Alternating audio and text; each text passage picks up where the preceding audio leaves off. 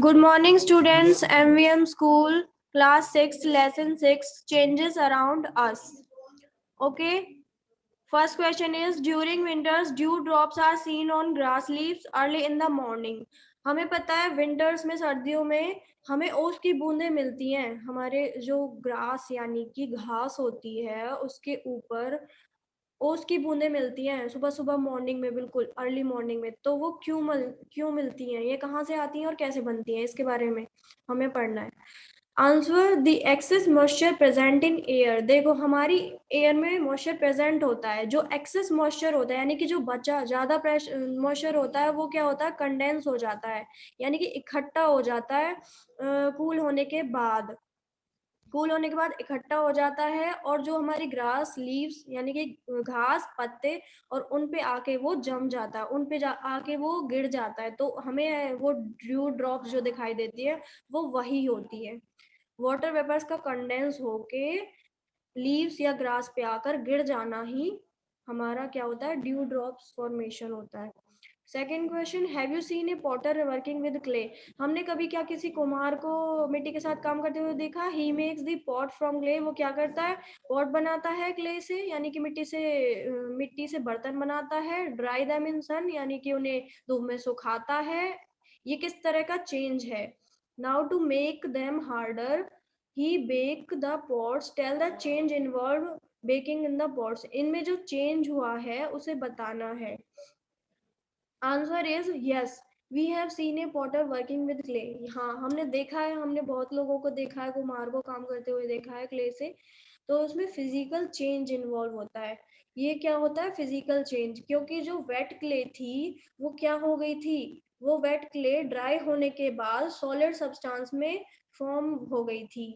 ठीक है, solid substance में फॉर्म हो गई थी और उसने कोई भी शेप जो वो उसे देता है वो उस शेप में ढल जाती है। और जो भी हमें बनाना होता है, छोटे छोटे बर्तन बनते हैं मिट्टी के, उस टाइप का बर्तन वो बना देता है। लेकिन ये क्या है, एक रिवर्सिबल चेंज है, reversible change.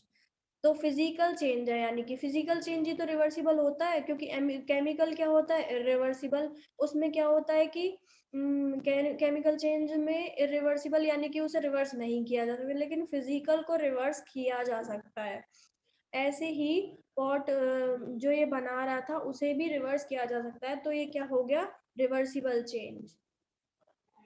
Give an example to explain thermal expansion in liquids. एक एग्जाम्पल देना है थर्मल एक्सपेंशन। हमने लिक्विड्स में थर्मल एक्सपेंशन कैसे शो होता है उसका एग्जाम्पल देना है। एक्सपेंशन क्या होता है, पहले तो एक्सपेंशन होता है किसी भी चीज का फैल जाना, एक्सपेंड हो जाना यानी कि, और कॉन्ट्रैक्शन यानी कि सिकुड़ जाना। तो इसका आंसर है mercury is in pure state, pure form expand. अच्छा, जो मर्करी होती है वो लिक्विड स्टेट में होती है तो वो एक्सपेंड होती है, ठीक है। और कॉन्ट्रैक्ट होती है विद राइज और फॉल ऑफ टेम्परेचर। कॉन्ट्रैक्ट यानी कि सिकुड़ जाती है जैसे ही टेम्परेचर या तो ज्यादा हो जाता है या कम हो जाता है। Mercury is use to prepare thermometer. Mercury को हमें पता है कहाँ यूज करते हैं, मोस्टली थर्मोमीटर्स में यूज करते हैं। थर्मोमीटर जैसे जो हमारा बॉडी टेम्परेचर मेजर करने के लिए यूज होता है फीवर में।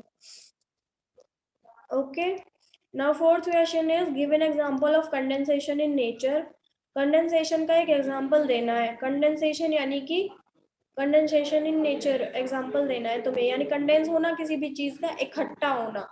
आंसर है इन ड्यूरिंग विंटर। विंटर्स में वही वाला एग्जांपल आ जाएगा, ड्यू ड्रॉप्स का are seen on green leaves early in the morning. वो क्या होता है, वो कंडेंसेशन का ही एग्जांपल है, क्योंकि जो वाटर ड्रॉप्स प्रेजेंट थी एयर में वो सारी कंडेंस होकर ड्यू ड्रॉप्स में कन्वर्ट हो गई थी, और हमारे जो ग्रास और लीव्स हैं उन पर वो हमें पड़ी हुई मिलती हैं, उन्हें ही हम कंडेंसेशन का प्रोसेस कहते हैं। अब है गिव रीजंस के question. Melting of wax and burning of wax are not similar changes. हमें पता है कि मेल्टिंग ऑफ वैक्स और बर्निंग ऑफ वैक्स दोनों डिफरेंट चेंजेस है, अलग अलग है। मेल्टिंग ऑफ वैक्स तो है फिजिकल चेंज, क्योंकि क्या है वो रिवर्सिबल चेंज है, फिजिकल चेंज है। मेल्टिंग ऑफ वैक्स, मेल्ट हुआ उसे दोबारा से लिक्विड में कन्वर्ट, पहले वो मेल्ट हो जाएगा, लिक्विड में कन्वर्ट हो रहा था, फिर उसे दोबारा से सॉलिडिफाई करके दोबारा से वैक्स में कन्वर्ट किया जा सकता है। लेकिन बर्निंग ऑफ वैक्स यानी कि जो उसमें जो बीच की जो लेयर होती है, जो ब्लैक ब्लैक होती है, वो जलने के बाद उसे दोबारा से तुम प्रोड्यूस नहीं कर सकते, वो इरिवर्सिबल है। तो वो हो गया हमारा physical change. Second question, gold Smith make ornament by heating the gold. जो सुनार होते हैं वो गोल्ड को हीट करके आभूषण बनाते हैं। Why can not he do that in cold state.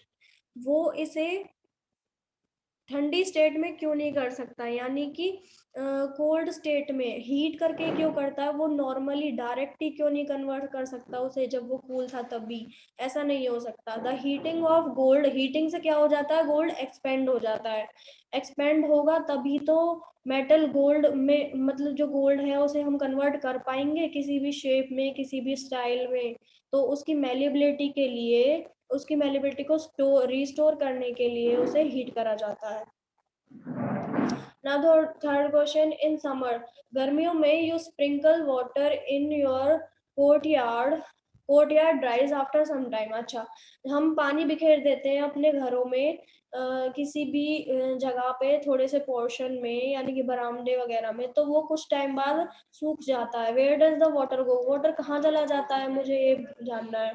तो वो वाटर कहाँ जाएगा, देखो समर्स में सनलाइट की प्रेजेंस में क्या होता है कि सनलाइट की प्रेजेंस में वाटर जो है एवेपोरेट होना शुरू हो जाता है, छोटे छोटे वाटर वेपर में कन्वर्ट होके ऊपर जाना शुरू कर देता है, वो ऊपर चला जाता है एयर में।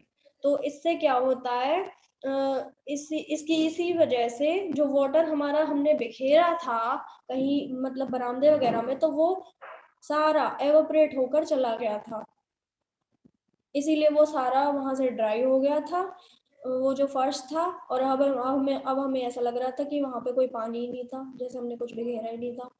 Fourth question, inflated balloons burst in sun more quickly than in shade. जो बलून होते हैं जिनसे हम खेलते हैं वो सनलाइट में जल्दी बर्स्ट यानी कि फट जाते हैं, देन इन शेड, या छाया की बजाय वो सनलाइट में जल्दी से फट जाते हैं। क्यों, ऐसा क्यों होता है, क्योंकि जो एयर होती है वो भी एक्सपेंड होती है। एयर इन द बलून वो expand on getting heat from the sun. जो एयर होती है बलून के अंदर वो एक्सपेंड हो जाती है जब उसे हीट मिलती है सनलाइट की। इससे क्या होता है, कॉज बर्स्टिंग ऑफ बलून, जिससे क्या होता है कि बलून फट जाता है, इसी की वजह से बलून फट जाता है।